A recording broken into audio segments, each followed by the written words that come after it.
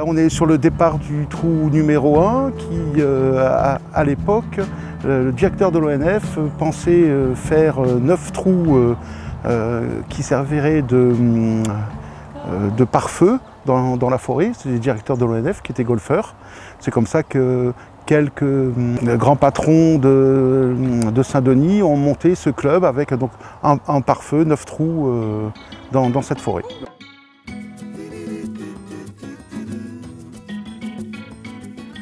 Géré avec peu de moyens et peu de membres, jusque dans les années 80-90.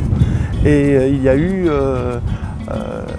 un heureux événement, c'est qu'un commissaire européen est venu à La Réunion, était golfeur, est venu sur le site et a demandé si on voulait passer de 9 trous à 18 trous. Donc nous, on aurait bien aimé, mais on n'avait pas les moyens. Il s'est dit, écoutez, je m'occupe de monter un dossier auprès du Conseil général avec des fonds européens.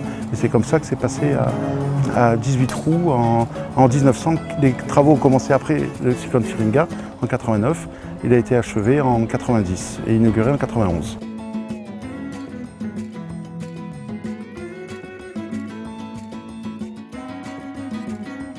Le départ du 1, oui, c'est un départ, un par 4 assez court, qui était à l'époque d'ailleurs un par 3. L'architecte, c'est Michel Gaillon, qui a transformé les 9 trous existants et qui a rajouté 9 trous. Donc il s'est basé comme sur les trous. Il a réajusté. Il a réajusté, et notamment donc, les premiers trous, le 1, le 2, le 3.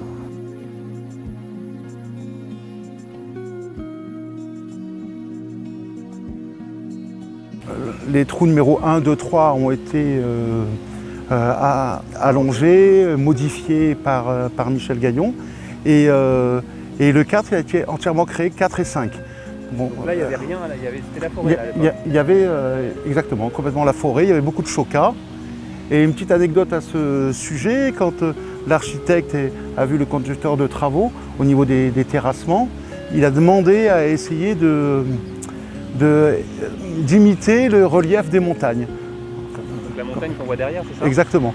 Avec, on a la ravine au milieu et puis quelques monts à gauche et à droite, et les essayer avec les bunkers et d'essayer de refaire le paysage de la montagne.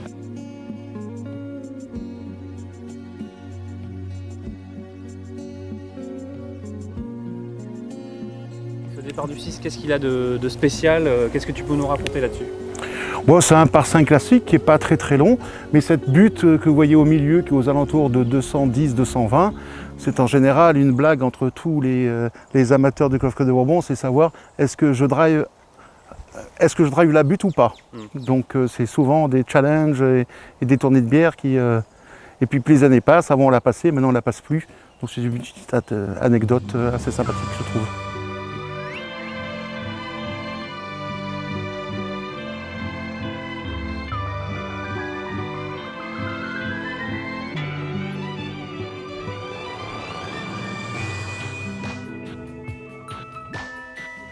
C'est le trou signature. Oui, parce que c'est le trou le plus long, donc et lui qui a été entièrement créé par l'architecte lors de l'extension. Il fait plus de 510 mètres avec un drive, comme vous pouvez le voir, assez serré, en aveugle, en descente, et le green est en montée.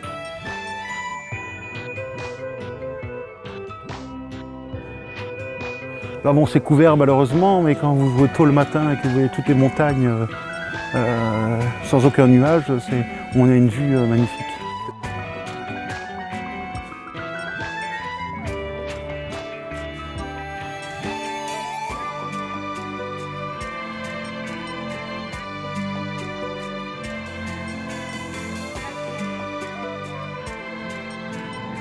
Je crois qu'on est aux alentours de 3500 licenciés.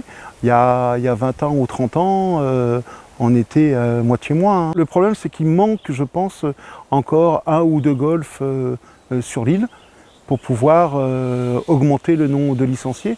Dans l'Est, il en manque un. On a entendu parler d'un projet sur le Tampon ou sur Sillaos.